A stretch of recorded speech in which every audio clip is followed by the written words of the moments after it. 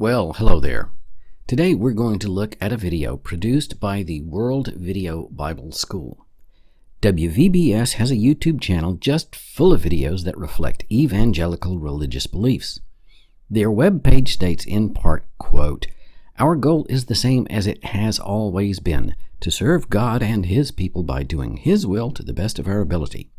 We are committed to producing and distributing excellent quality, scripturally sound, and inexpensively priced Bible study material through video, audio, and the written page. Most of the videos are pretty well made with good production values, appropriate visuals, and all of that. They deserve mad props for producing videos that feature American Sign Language. That's really nice to see. The content, however, leaves a lot to be desired when it comes to things like, critical thinking, historical fact, and higher cognitive functions. We're going to look at a representative video of theirs, 5 Prophecies That Prove the Bible, dated 6 September 2018. Their manifold sins and wickedness, errors of fact, history, logic, and reasoning will be pointed out. Strap in and hang on to your seat, latkes and hamburgers. It's going to be a fun ride. Everyone recognizes. Right off the bat, we get our first fallacy. Appeal to popular belief. Everyone agrees.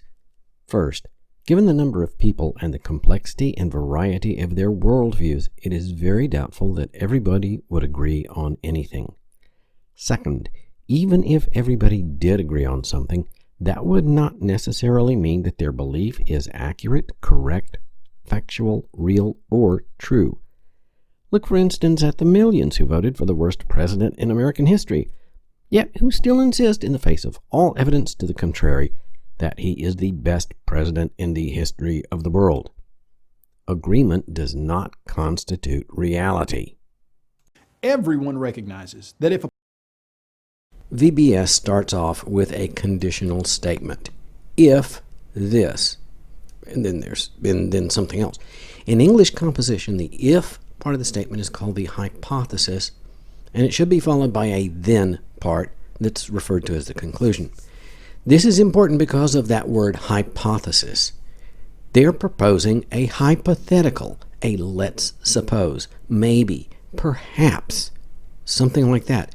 The if is important here. What if it is true? On the other hand, what if it is not true? So we have our hypothesis, if. What's the then part? person or a book could accurately predict the future and be correct every single time. Every single time. Not 50%, not 75%, but 100% of the time. But 100% of the time. But 100% of the time. Forgive me for the divine repetition, but you must keep this 100% statement in mind throughout this presentation. Don't forget this 100% of the time, because they will need to prove beyond reasonable doubt that every single prophecy in the Bible is absolutely and completely true in every detail. If not, then not 100% of the time. If not 100% of the time, then no divine help. Then that person or that book would have to have divine help. That is superhuman. Humans just cannot do that. If you are a true believer, then Nostradamus is exactly 100% correct all of the time. The same is true for true believers of Edgar Cayce and the dozens and hundreds of other oracles, prophets, clairvoyants, fortune tellers. Whether a prophet or a prophecy is accurate is apparently only a matter of belief. Claims of fact must be proved. Simple assumption or personal belief is insufficient. The appeal to belief is logically fallacious. The other problem is that this is no more than a new claim. Claims of fact require proof. VBS have to prove that accurate prophecy is beyond the skills of any human, past, present, and future. Further, they also must prove all previous prophecies that were correct only through divine intervention. That would entail proving that divine beings exist. VBS does not feel obligated to prove either, because these are foundational assumptions underlying their argument.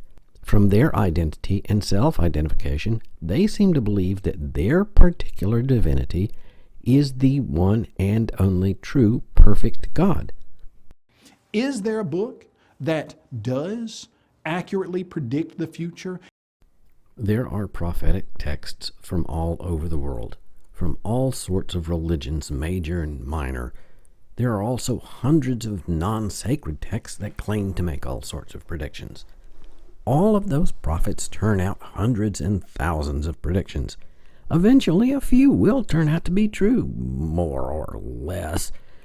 The true believer, however, will then point out, after the fact, how their particular text is absolutely and completely correct 100% of the time, just like VBS is doing. In addition to the religious text, there have been scores of non-religious prophets, clairvoyants, psychics, etc., who have made all sorts of predictions. There's good old Nostradamus, there's Cassandra, the oracles of Delphi, and prophets and oracles in virtually every culture of that time period, including India, Thailand, China, and the Americans, north and south. Being a good prophet can be profitable, either in monetary terms, social prestige, or socio-political power. One of the ways in which prophecy works can be found in the current crop of Nostradamus believers.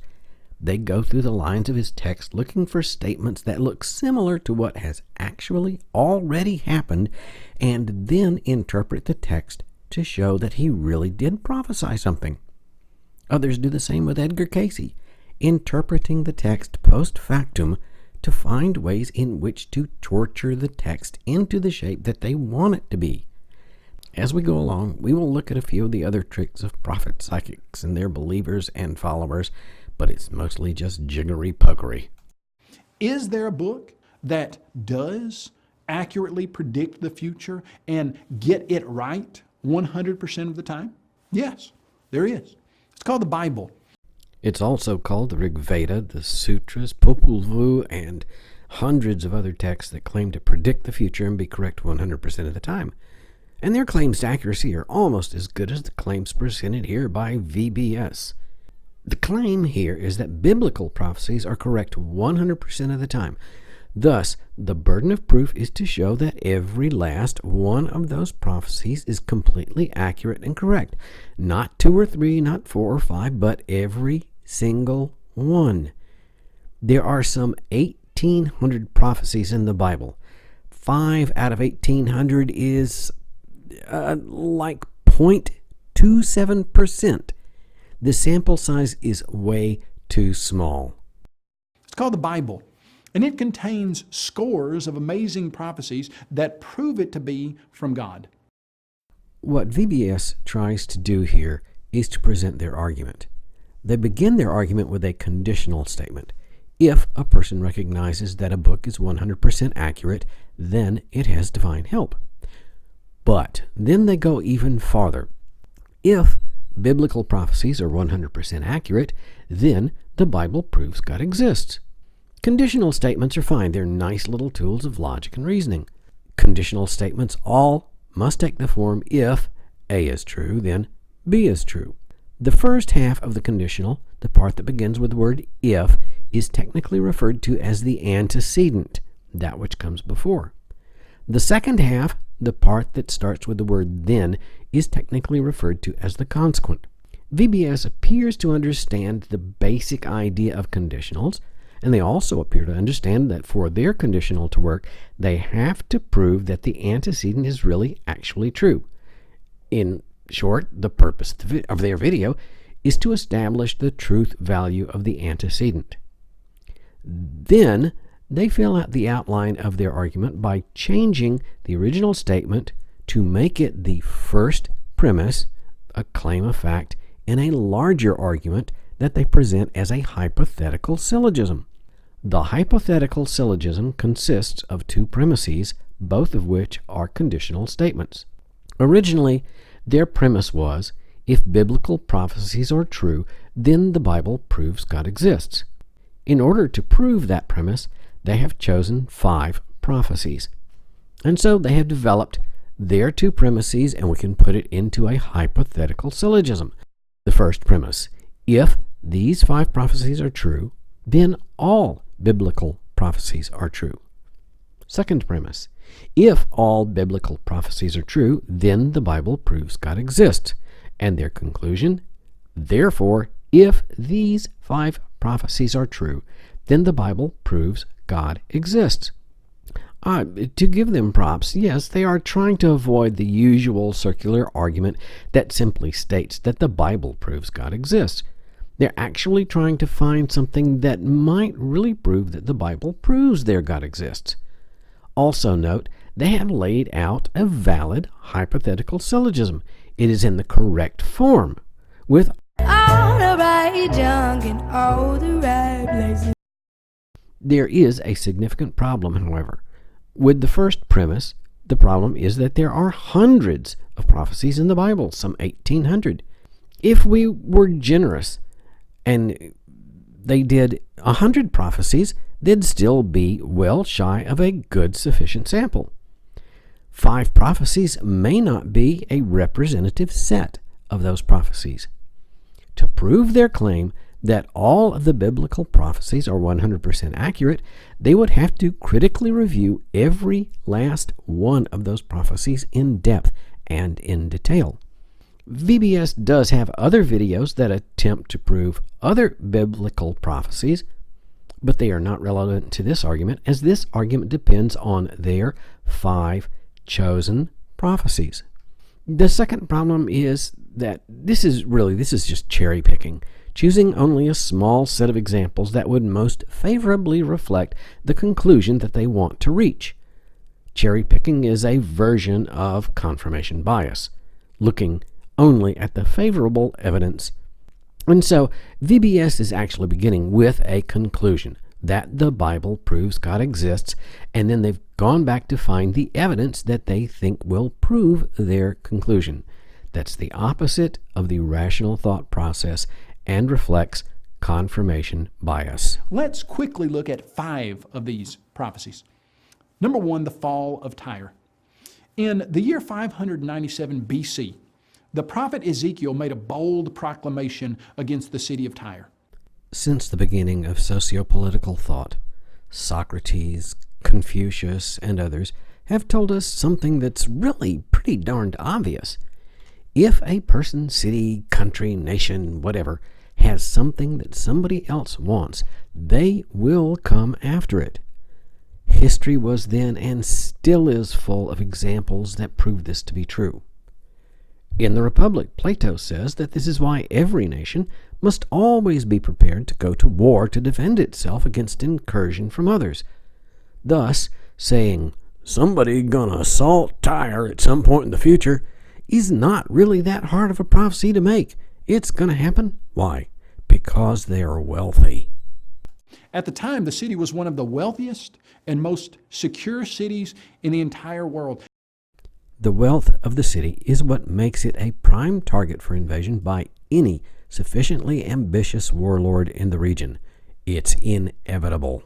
It had massive walls. It also had an island city that the inhabitants, if they were attacked, could go out to that island city. And here we see that the leaders of the city recognized the possibility of attack and had already made what they thought were sufficient defensive preparations.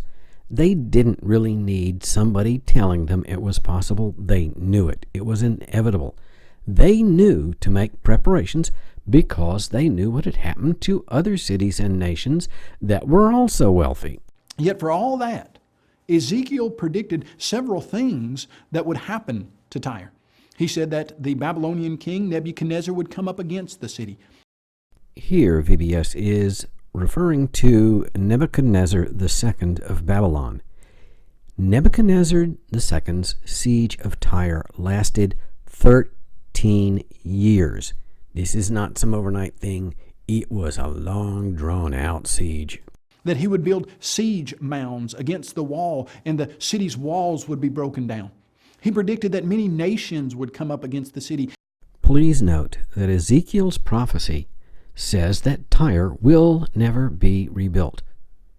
The New Testament gives accounts of apostles visiting Tyre. Today, Tyre is the 5th largest city in Lebanon and is one of Lebanon's major port cities. So the prophecy fails on this point as well. VBS here is reading Ezekiel's prophecy selectively, choosing only the lines that confirm their beliefs, confirmation bias, while ignoring the lines that would disconfirm their beliefs. And the city would be scraped clean like a rock. He predicted that its stones and its timber and its soil would be thrown into the sea. How are you going to get the stones and timber and soil of a huge city like Tyre thrown into the sea? Put it in the back of a red VW microbus, took shovels and rakes and implements of destruction. As we look at history, secular history,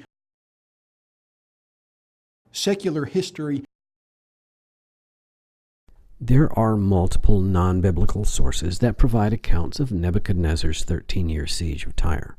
VBS seems to be trying to cast aspersions on those sources for reasons I'm not sure of. I'm not sure why they would add the word secular to history. History doesn't work that way. There is not one history over here and another over there, your history, my history, their history. History should be concerned with reporting objective, factual information. You don't get your own separate reality to play in. Or is that the point? That their religious text provides the one and only true report of history? If so, then we're in for some real trouble. Secular history provides the answer for that. So here we get it. Secular history is valuable when, and only when, it validates Holy Script. Got it. That makes a whole bunch of sense. It makes sense if you are into cherry-picking, bias confirmation, and living in your own separate reality. Good job. Nebuchadnezzar, the king of Babylon, did come up against the city of Tyre. He did exactly what Ezekiel predicted, but it didn't stop there. Because after he built a siege mound against Tyre, the inhabitants moved out to the island city and he couldn't attack it. And yet, in about 330 BC, the problem here is that biblical scholars are aware that much of Ezekiel's prophecies were written post factum. When you have the historical and historically correct information, it really isn't all that hard to write something that looks like it was predicting what has already happened. This is one of the tricks of modern-day prophets. After something has happened, they start telling people that they predicted the events, and then they go and backdate a whole bunch of stuff to make it look like they really did. Then the naive and the gullible believe them. Others proceed with their own version, a false prediction, rereading works like Nostradamus or Casey and interpreting it so liberally that it looks like these were accurate prophecies. The analysis and critical analyses of Ezekiel are too extensive to list everything here, but a brief review would show that there are, and have been for some time, at least since the early 19th century, concerns that the prophecies of Ezekiel are anything but prophetic. Here's a quote from Paul Joyce from 2009. According to the book itself, it records 6 visions of the prophet Ezekiel, exiled in Babylon, during the 22 years from 593 to 571 BC, although it is the product of a long and complex history and does not necessarily preserve the very words of the prophet. Discussion of the problems with dating of book of Ezekiel begins in the late 18th century with Herder and Vogel. Josephus himself, long before, suggests that there were 2 books of Ezekiel, both of which he suggests were written after Ezekiel had died. Winkler, 1902, concluded that the book of Ezekiel was a compilation of several different sources that was written roughly 60 years after Nebuchadnezzar II had razed Jerusalem. That would be roughly 537 BCE. Zeinecke, 1884, reasoned that the books of Ezekiel were written some 400 years after the accepted dates. Kessler's 1926 review suggests that large portions of the text are of, at best, spurious origin. the inhabitants moved out to the island city and he couldn't attack it. In The Art of War, one of the first principles of Sun Tzu is know your enemy. The more information you have about your opponent, the better you can plan for defeating them. The less information you have, of course, the more likely you are to make all sorts of grievous errors and even playing into your opponent's hands. Apparently, Nebuchadnezzar was not the best at strategy or planning. Given he had laid siege for over 13 years, he still hadn't figured out how to build some kind of a bridge or a whole bunch of boats or otherwise solve the problem. And yet, in about 330 BC, a man by the name of Alexander the Great. Here we face one of the other problems with prophecy: vague language, so that anything that happens in the future will serve to fulfill the prophecy. Also note, Alexander's investment of Tyre happened after the book of Ezekiel was written. There is no mention of Alexander by name. This is one of the arguments biblical scholars give as an indication of the actual date of the writing of the book. Yet again, Ezekiel's narrative does not comport with recorded history and fails the VBS's contention of exactly. A man by the name of Alexander the Great. Apparently, VBS thinks that its audience is unfamiliar with this major figure of world history. Assuming that your audience is uneducated tells us something about them.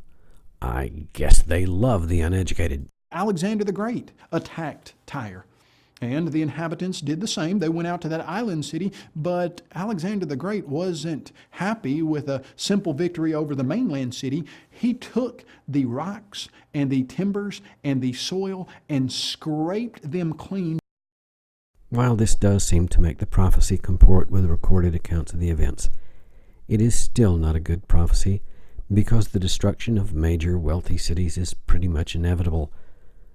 All of ancient history predating Ezekiel, the fall of Tyre, is replete with similar things happening to cities because they were big or they were wealthy or otherwise had something that somebody else wanted and had the power to take. Dumped them into the sea and made a causeway out to the island city. Remember Sun Tzu. Alexander came prepared. He had a plan for dealing with the challenge of the island refuge.